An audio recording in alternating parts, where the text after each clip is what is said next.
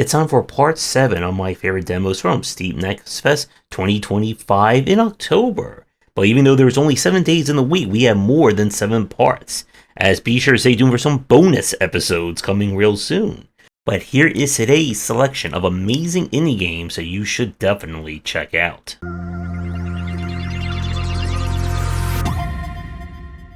We're starting things off with Servant of the Lake. This is the next game in the Rusty Lake series, which if you are unfamiliar, think of it as Twin Peaks the point-and-click adventure. You are a servant at the mysterious manor, and you're going to have to solve a lot of puzzles, interact with the strange owners and other people, and I'm sure get into even more mysteries and puzzles along the way.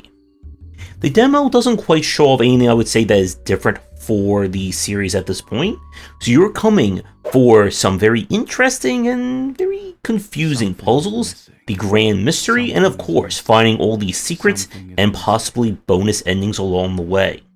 At this point you should either be all in or all out, and if you are a fan of Rusty Lake, this should be a no-brainer. So if you're in the mood for some very mysterious puzzles and even more confusing conversations, then be sure to check this one out. And now we go to Painted in Blood. This is an unusual one. It's trying to marry a slower paced survival horror with run and gun and high speed combat. Our story is kind of like Layers of Fear. You are a painter. You have lost your memory. There may be a wife involved. But instead of being sad and depressed about all that, you're going to run around through your manor, ripping and tearing through all manner of strange beasts that get in your way. The gameplay here, like I said, it's trying to, have its cake and eat it too. So you're going to move around these environments very slowly. It's also very hard to see, even with your flashlight out. And then you'll get into combat with all manner of monsters and strange creatures. Enemies will have different behaviors and ways of taking them down. Some enemies can only be killed by using a special flashlight beam, kind of like Alan Wake. Others are just more about shooting them in their glowy weak spot until they go down. There are secrets to find in every level, and it's a very intriguing concept. But I don't feel like it's working as well as it should. For one thing, audio feedback is almost non-existent. It is very easy for enemies to sneak up on you, and you may only hear a slight noise when they're just a foot away from smacking you. I would also suggest probably not playing this on the high simply because your health melts immediately. I also had problems seeing enemies from far away, one because they blend into the environment, and two, because of how dark it is, sometimes it's just very hard to spot someone unless they're already attacking you or shooting at you from a distance. Like I said, there's definitely some promise here, and I'm curious with the main game, where are they going to go? Are they going to embrace more of a slow-paced survival horror? Is it supposed to be more, again, fast-paced kind of action? Because right now it just feels like it's being torn between two masters. So if you're in the mood for a kind of different take on action first survival horror, then I would give this one a try and see if it works for you. We now go to another game about murder with Jackal. This is a stylish take on Hotline Miami. You play a contract killer slash fixer in sleazy 1970s Las Vegas, and you are going to have to shoot, stab, and just brutally murder a lot of people to complete your jobs.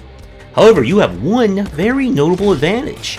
You are haunted by the Egyptian god of death, who is not only helping you out, but providing witty commentary along the way. The style, especially in the cutscenes, is strong in this one. Now, there are additional features you can turn on to change how the game is played, including random weapons, random enemies, and even removing your ability to only take 2 hits before you die, rather than most of these games letting you have 1. It can be a little bit tricky in spots. My one major complaint is that each level will oftentimes have a period where the enemies will then spawn back in, but there's no indicator as to where or when the enemies spawn in at. So it loses kind of the, the information or the importance of information clarity that we see from a lot of these Hotline Miami games. So all of a sudden you could be doing well and then a guy just spawns in from off screen, you didn't see where they came from, and you're dead. If they can work on that, I think this is going to be a very interesting and solid take on the Hotline Miami style. So if you're in the mood for some top-down shooting with a whole mess of 70s thrill and charm, then definitely give this one a play. And now we go to Hold the Mine. This is a kind of survival, I guess like tower defense style game. Your mission is to hold your dwarven mine from all manner of demons coming each night to get you. The game is split between day and night cycles. During the day, you'll spend your pickaxes to dig out your kind of procedurally generated mine. Resources and special rooms you open up can then be used. You can find kind of artifact scrolls and items that can boost your abilities. You can find cages that will unlock dwarven heroes that will act as your quote-unquote towers during the night section. And your job here is to use your resources and building plans in order to craft some kind of a functional build. At nighttime, the game is automatic outside of you being able to play spells that you unlock, and it's your dwarven hero's job to stop enemies from reaching your gate. If they reach the gate and do enough damage, it is game over. With of course meta progression unlocking new heroes, new buildings, resources, and other stuff like that. The loop is pretty good, but it again has that issue where the difficulty feels kind of imbalanced. It's going to be very easy until it's not. So for my run, I was pretty much good against any slower or like normal enemy, but then when the runners were introduced, I just did not have a means of countering them. So every time a runner shows up, they're just going right to my door and doing damage. And at that point, we were just kind of on borrowed time. It's an interesting, I think, mix of elements, and there's certainly something here for fans of tower defense looking for kind of like that, almost like a meta play within the game itself. So if this sounds interesting to you, then this is certainly another game that you can do some digging with. And now we leave the digging for some jumping with Amnyam, which I'm pretty sure I just butchered that name. This is a precision physics-based platformer where you play as a cat girl who is trying to become God. And to do that, we are going to have to climb a whole lot. Now, I'm just going to split the footage here between playing the game on highest difficulty, aka Hell, and then going one down to normal. I would very much recommend you do not play this on Hell difficulty, and you'll see the difference why in a minute. Our platforming here is about clicking on the different orbs. When you click on an orb, you will be propelled forwarded based on kind of physics and momentum. So the further away you are, the more force you'll get, and of course, the relation to where your cat girl is to the orb will affect the trajectory of your jump. Now, you have a magic meter that is used to activate different abilities that you'll unlock as the game goes on. These can be everything from being able to get around objects to acting as backups in case you mess up somewhere. As things progress, you'll find more obstacles, more orb types, and more confusing characters. This is not going to be an easy game. It is just shy of being like a rage former in that respect. You see, since you have no actual movement other than your jump, it makes doing minute or very fine-tuned movement all but impossible. And yes, you are going to launch yourself off of your platform or into a wall very often in this one. But still, it has a lot of charm to it, and if you are someone who is not easily frustrated, whether you're playing on Hell or normal, I would give this one a try. And now we switch to Keys of Fury. This is a typing-based action game, where you must defeat enemies through the power of typing precise sentences. Mess up and you take a hit. As you keep going, you'll build up your Fury Meter, which will allow you to unleash a super attack if you make a mistake. Enemies will of course introduce more and more elaborate phrases for you to type, as well as be able to get upgrades and so on. It's hard to tell how much more there'll be in this one beyond just typing challenges, but if you are someone who misses the days of typing of the dead, and looking for a beat-em-up alternative, I would give this one a try. And now we go to Prince of Darkness Jr. This is a Sokoban game where you play as, well, the Prince of Darkness. And someone has let a whole lot of light into their castle.